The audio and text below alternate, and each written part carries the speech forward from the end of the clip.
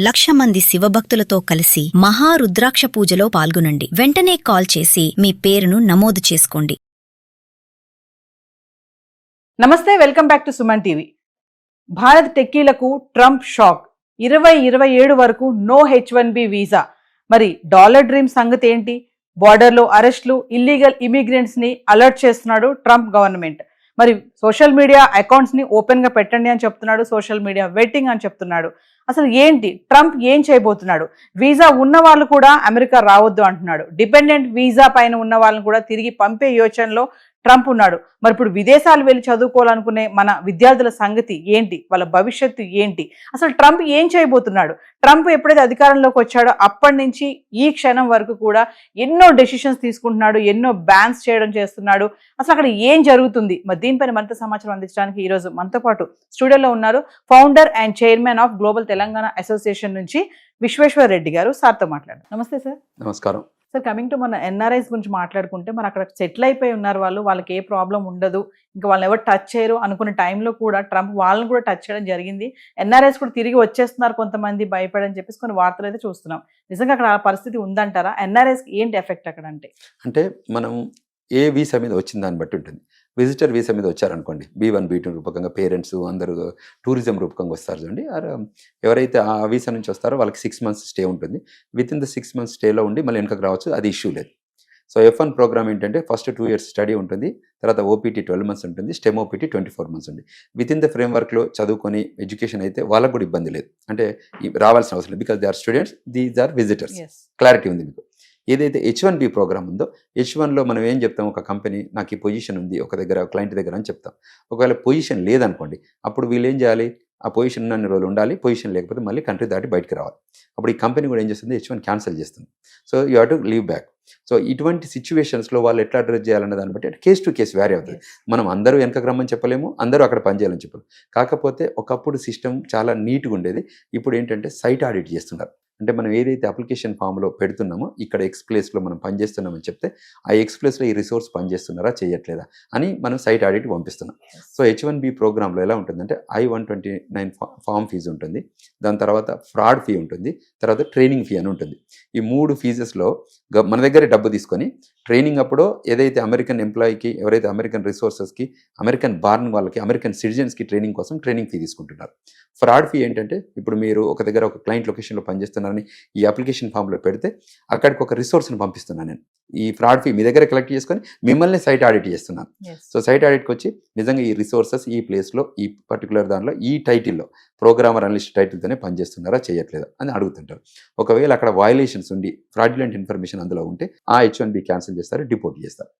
So మీకు అక్కడ clear వచ్చింది. సో ఏదైతే ఏరియాస్ ఆఫ్ గ్యాప్స్ ఉంటాయో దాన్ని బట్టే పంపిస్తారు తప్ప అదర్వైజ్ వెళ్తారు అనుకోండి, సైట్ ఆడిట్కి వెళ్తారు, ఫామ్లో మెన్షన్ చేసింది మనం చేసే జాబ్ డ్యూటీస్ కంపెనీ అని ప్రాపర్గా ఉందనుకోండి, మళ్ళీ వెనకకు వచ్చేస్తారు, మనల్ని ఏం డిస్టర్బ్ చేయరు, అదే అప్డేట్ చేస్తారు, ఫామ్లో ఉంచేస్తారు. ఒకవేళ వయలేషన్స్ ఉంటే అప్డేట్ చేస్తారు, H1 క్యాన్సిల్ చేపిస్తారు. అంటే ఎప్పటి నుంచో ఉన్న వాళ్ళకు కూడా ఎఫెక్టే. ఎన్నేళ్ళ నుంచి ఉన్నా. ఇంకా సర్ప్రైజింగ్ థింగ్ ఏంటంటే ఇప్పుడు డిన్యాచురలైజేషన్ జరగబోతుంది. డిన్యాచురలైజేషన్ ఏంటంటే F1, H1, green card, citizenship వచ్చిన వాళ్ళకి కూడా, అంటే US సిటిజన్ అని వచ్చిన కూడా న్యాచురలైజేషన్ సిటిజన్, మళ్ళీ బై బర్త్ కాదు, బై బర్త్ వాళ్ళని ఏం చేయలేరు. మేము ఇక్కడ నుంచి వెళ్ళిన వాళ్ళు చాలా మంది ఉంటారు కదా, అక్కడ న్యాచురలైజేషన్ సిటిజన్షిప్ వచ్చిన ప్రతి ఒక్కరు కూడా తప్పకుండా ఏదైనా వయలేషన్ చేసినట్టు వాళ్ళు గమనిస్తే, ఏదైనా కంట్రీకి అగెన్స్ట్ యాక్ట్ చేసినట్టు గమనిస్తే వాళ్ళకి రైట్ ఉంటుంది. సెక్యూరిటీ, నేషనల్ సెక్యూరిటీకి థ్రెట్ అని అనుకున్నప్పుడు వాళ్ళు అది క్యాన్సిల్ చేసి, అంటే న్యాచురలైజేషన్ సిటిజన్షిప్ కూడా క్యాన్సిల్ చేసి ఇండియాకు పంపించవచ్చు. అదేవిధంగా గ్రీన్ కార్డులో కూడా ఎలా ఉంటుందంటే కంట్రీ రెసిడెన్స్ రిక్వైర్మెంట్ అని ఉంటుంది. మనం ఒక రిసోర్సు, మనం గ్రీన్ కార్డు మీద ఉన్న వాళ్ళు ఒక 6 నెలలు అమెరికాలో ఉండాలి. అంటే నాకు గ్రీన్ కార్డు వచ్చాక నేను అక్కడే ఉండాలి. నేను ఇండియాకి వచ్చి 1 year ఉంటా, 2 years ఉంటా అంటే ఒప్పుకోరు. 6 months ఉండాలి. ఒకవేళ 2 years ఉండాలంటే రీఎంట్రీ పర్మిట్ తీసుకొని రావచ్చు.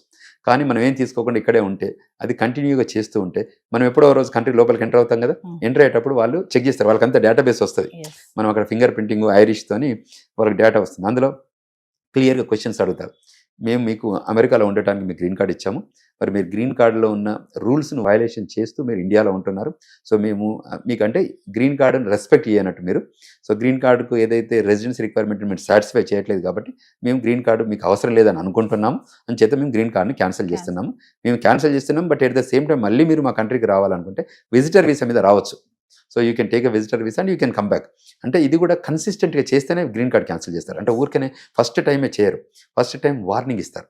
సో వార్నింగ్ ఇచ్చి నెక్స్ట్ టైం క్యాన్సిల్ చేస్తారు. మీరు డిపెండెంట్ వీసా అన్నారు కదా సార్, మామూలుగా డిపెండెంట్ వీసా ఈ విజిటింగ్ వీసా పైన వెళ్ళిన వాళ్ళకి కూడా ఈ టైంలో ఏమన్నా ప్రాబ్లమ్స్ వస్తాయంటారా? ఇటు ప్రెసెంట్ పేరెంట్స్ ఎవరైనా వెళ్ళాలి అనుకుంటే యూజువల్గా పేరెంట్స్ విజిటర్గా వెళ్ళాలనుకున్నా అంటే వాళ్ళు యూజువల్ డిపెండ్, తర్వాత H4 అనేది డిపెండెంట్, అంటే స్పౌస్ ఏదైతే స్పౌస్ ఉంటారో వాళ్ళు డిపెండెంట్ మీద రావచ్చు.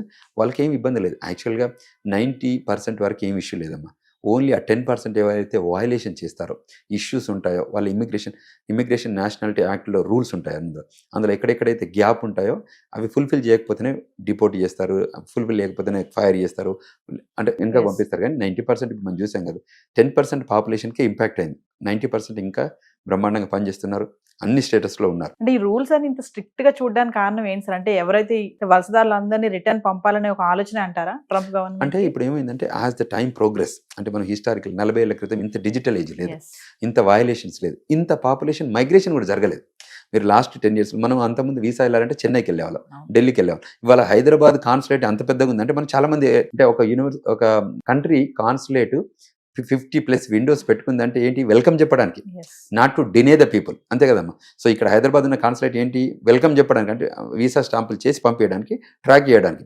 సో అంత పెద్దది పెట్టుకున్నారంటే ఇక్కడ ఉన్న stem talent, science, technology, engineering, mathematics ఇక్కడ బాగుంది, వీళ్ళని మనం తీసుకోవాలి, మన కంట్రీకి ఉపయోగం అవుతుంది అనేది తీసుకోవాల్సింది.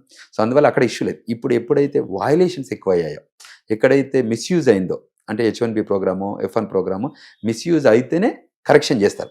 కరెక్షన్ యూజువల్గా అన్ని గవర్నమెంట్స్ కూడా చేసేదే. అంటే ఇప్పుడు మనకి బయట నుంచి బంగ్లాదేశ్ నుంచి వస్తారు అనుకోండి, ఇక్కడ ఇండియాలో బయటికి పంపించాలంటే క్లారిటీగా ఇప్పుడు మనం ఆధార్ కార్డు ఎందుకు ఇంట్రడ్యూస్ చేసాం? Because to track everyone. అట్లే అమెరికాలో కూడా మీకు సోషల్ సెక్యూరిటీ ఉంటుంది, ట్రాకబిలిటీ ఉంటుంది. వయలేషన్ అప్పుడే, if they are using effective utilising the programme అనుకోండి, ఏమి డిస్టర్బ్ చేయరు. But misusing the programme is always violation. అటువంటిప్పుడు ఏం చేయాలి? డిపోర్ట్ చేయాల్సి వస్తుంది. సో అందులో భాగమే ఇప్పుడు జరుగుతుంది. Thank you thank you very much.